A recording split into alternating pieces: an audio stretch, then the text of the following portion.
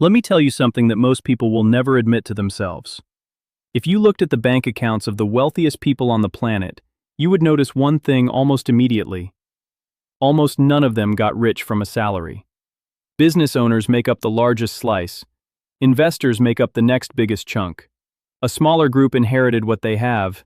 An even smaller group are athletes, performers, and creators with rare monetizable talent. And right at the bottom, barely a rounding error, are people who simply clock in, get paid, and clock out. So what do the first four groups have in common? Owners own businesses, investors own assets, heirs own inherited wealth, performers own a skill nobody else can replicate. Every single one of them owns something.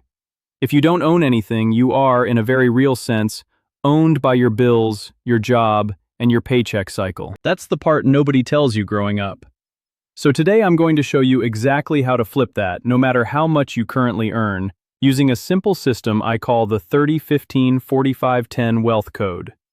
It doesn't matter if you make $2,000 a month or $20,000. This isn't about income, it's about direction. Where your money goes decides whether you stay stuck or start climbing. Stick with me, because by the end of this, you'll know exactly where every single dollar you earn should be going from now on. Let's start with the first slice. 30% of your income goes toward growth. This is the portion that works for you while you sleep. And no, growth doesn't mean journaling, positive affirmations, or pretending you'll manifest a Lamborghini.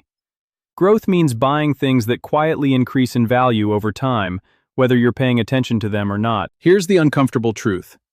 Most people get paid, cover their bills, spend the rest on things they can't even remember buying 2 weeks later, and then wonder why they're still broke a year from now, 5 years from now, 20 years from now. This isn't an accident. It's a cycle by design. Get paid, feel rich for 3 days, feel broke for 27, repeat. No breathing room, no cushion, no way out except to work harder next month just to stay even. Think about it like this. Generations ago, people worked without pay but were guaranteed food, shelter, and basic survival. Today, people work almost every day and get paid, but nearly all of that pay goes right back out the door toward food, shelter, and survival. The paycheck changed. The trap didn't. The way out is simple to say and hard to do. The moment your income lands, the first 30% goes straight into assets before you touch a cent of it. An asset is anything that grows in value and eventually puts money back into your pocket without you actively trading hours for it. While you're at work, these assets are quietly working too.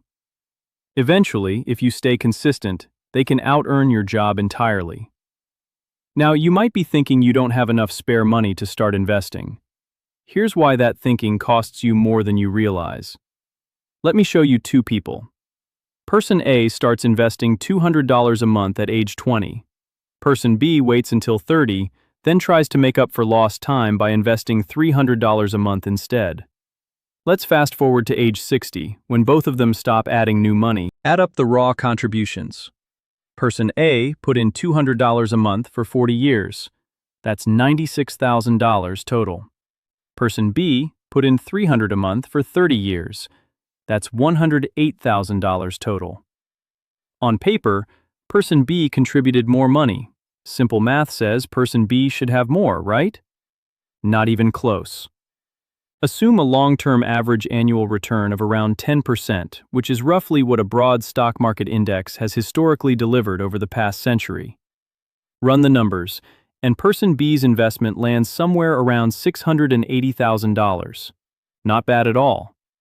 But Person A, who started 10 years earlier and actually put in $12,000 less overall, ends up with well over $1 million.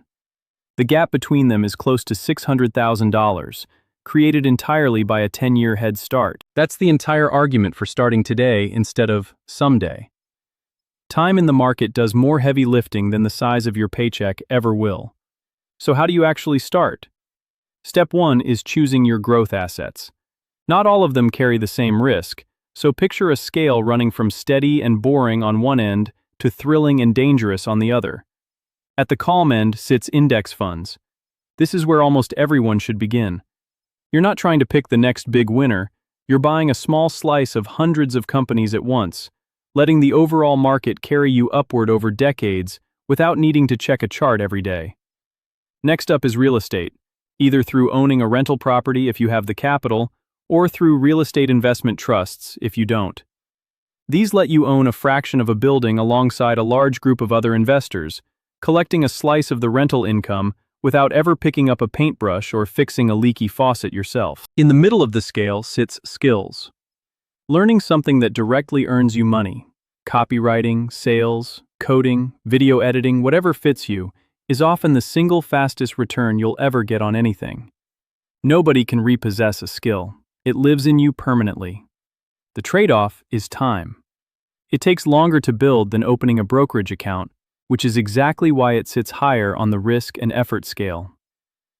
Further along are online businesses, things like a small e-commerce store or a digital product. These can pay off enormously, but they usually demand real effort and a willingness to fail a few times before something finally clicks. Then you reach individual stocks. Everyone wants to find the next massive winner early, but unless you've genuinely done the homework on a specific company, buying individual stocks is closer to guessing than investing. If you're going to dabble here without deep research, treat it like a hobby with money you can afford to lose, not your core strategy. At the very top of the scale sit alternative assets. Cryptocurrency, collectibles, rare items, anything trending on social media this year. Can you make real money here? Absolutely. Can it vanish overnight? Also absolutely. These are moonshots, fine to explore in small amounts, but a terrible foundation to build long-term wealth on. If you're starting from scratch, anchor yourself in index funds and a high-income skill. Once you're confident and have a real foundation underneath you, then you can experiment with the rest. Step 2 is putting that money in the right kind of account, because if it sits in the wrong place, you could be handing over thousands of dollars in unnecessary tax without even realizing it. I'm not a licensed financial advisor, and tax rules vary by country, so always check what applies where you live. But broadly, most countries offer some version of a tax-advantaged retirement or investment account, one where your money either grows tax-free or is taxed at a reduced rate compared to a normal bank account. If your employer offers any kind of matching contribution into a retirement account, that's essentially free money. Take it every single time.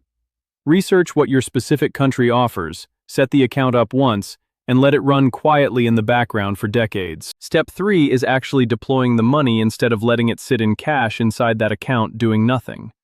So many people open the right account, contribute every month, and then never actually buy anything with it. The fix is simple. Set up an automatic transfer that moves the money straight from your bank account into your investment account the moment your paycheck lands, so you never see it long enough to be tempted to spend it. Once it's there, a popular and simple approach is building what's sometimes called a 3-fund portfolio. One fund tracks a broad domestic stock market. A second fund tracks international markets outside your home country. A third fund holds bonds, which are generally steadier and help smooth out the sharp ups and downs that stocks go through. The exact split between these three depends on your age and comfort with risk. Younger investors typically lean heavier into stocks for growth, gradually shifting more toward bonds as they get older and want more stability. Once it's automated, your job becomes refreshingly simple. Stop checking it daily, go earn more instead, and feed that extra income straight back into the system you just built. Now let's move to the second slice. 15% of your income goes towards stability. This is the portion that keeps you in the game when life throws something unexpected at you. Most people assume every dollar should either be invested or spent, and that mistake costs them dearly the first time an emergency hits. I learned this one the hard way. Early on, I needed a car just to get to work and had nothing saved. So I took out a loan, bought something flashy I couldn't really afford, and felt great for about 3 months. Then the engine failed. I had no cushion, no backup plan, and if I couldn't fix it fast, I'd lose the job I needed the money for in the first place. So I borrowed even more to fix it, which buried me deeper in debt and stress than before. One breakdown didn't just wreck a car. It wrecked an entire year of my finances. Here's the real lesson hiding inside that story. Most people don't actually have a money problem. They have a stability problem. One surprise bill and the whole structure collapses, forcing them to sell investments at exactly the wrong moment, often at a loss, just to cover an emergency that a proper cushion would have absorbed instantly. So how do you build that cushion properly? Step 1 is calculating your target number. List every core, non-negotiable expense: rent, groceries, utilities, transportation, and any essential service you genuinely need, not Netflix. Add them up. That total is your monthly baseline. Multiply that baseline by roughly 5 months. That's your stability fund target. If your baseline comes out to $1,500 a month, your target sits around $7,500. Every month, that 15% slice goes toward reaching that number. Step 2 is storing it correctly, because where this money lives matters just as much as having it at all. 3 rules apply here without exception. First, it must be accessible within a day or two at most. Don't lock it into anything that penalizes early withdrawal or ties it up for years. Second, it must carry essentially zero risk. This is not money you invest, gamble, or try to grow aggressively.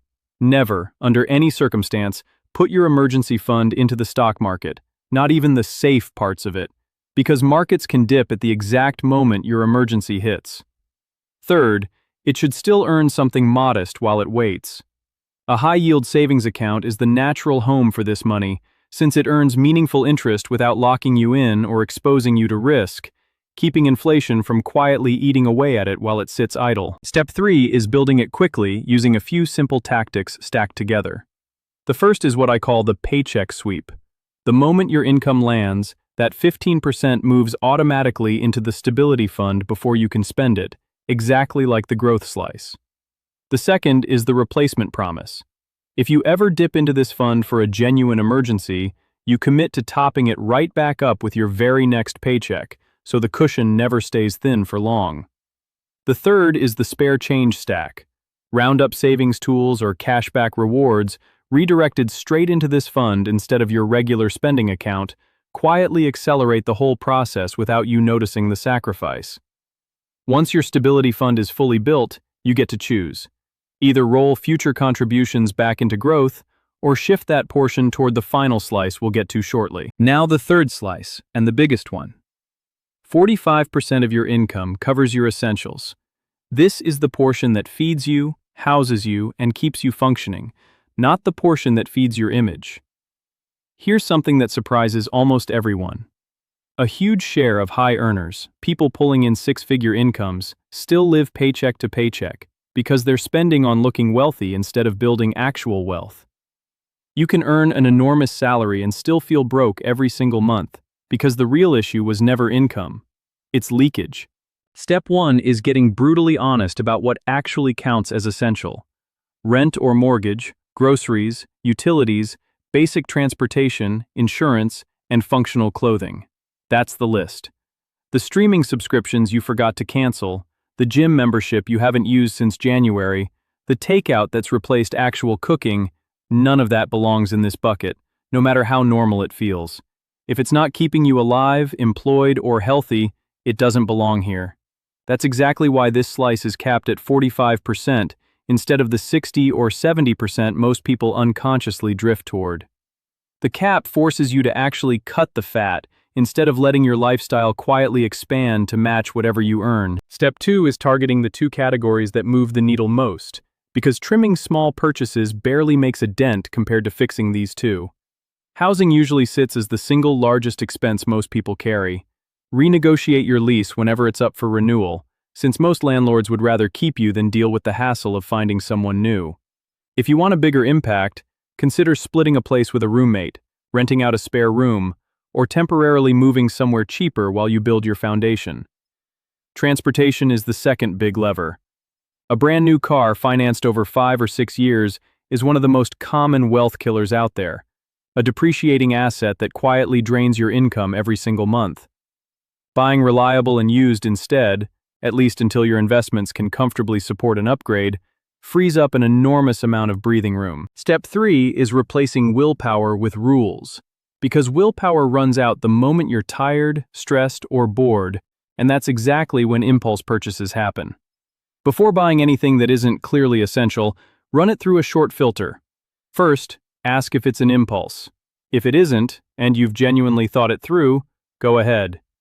If it is an impulse, wait 7 full days before deciding again. Most of the time, the urge fades entirely once the initial excitement wears off.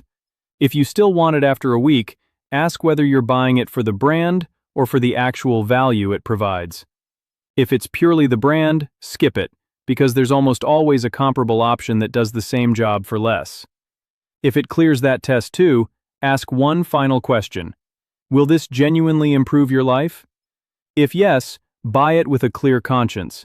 If no, it's probably about boredom or status, and your money deserves better than that. Now, the final slice.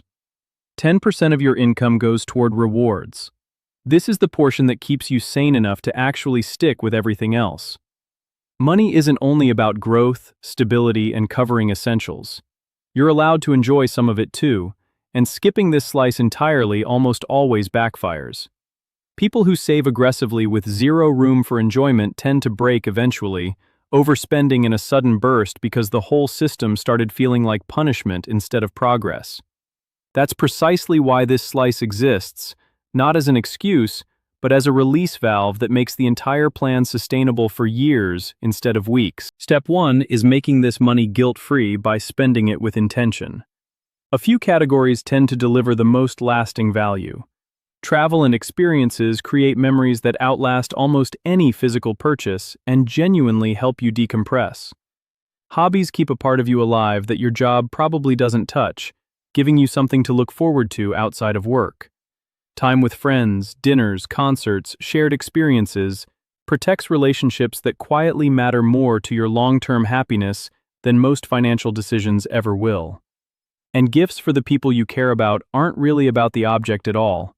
They're about showing someone you were thinking of them. Step 2 is preloading this fund the same way as the others. Open a separate account, whatever percentage of your income that 10% represents. Transfer it automatically the day you get paid. If you earn $2,000, that's $200. If you earn $10,000, that's $1,000. The exact number matters less than the consistency of the percentage, because consistency is what makes any system actually stick. Step 3 is prioritizing experiences over possessions whenever this fund is still small. A single memorable trip or a night out with people you love tends to matter far more and far longer than another item sitting in a closet. Plenty of people who build genuine wealth quietly choose not to flash it, not because they're depriving themselves, but because they've simply learned to spend differently. Looking rich and actually being rich are two entirely different games, and only one of them builds a future. So that's the complete 30-15-45-10 framework. 30% into growth, working for you in the background. 15% into stability, so nothing knocks you off course. 45% into essentials, kept lean and intentional instead of bloated by image. And 10% into rewards, so the entire system stays enjoyable enough to actually last. None of this depends on how much you currently earn. It depends entirely on where each dollar is told to go the moment it lands in your account. Set it up once, automate it completely, and let time do the rest of the work for you.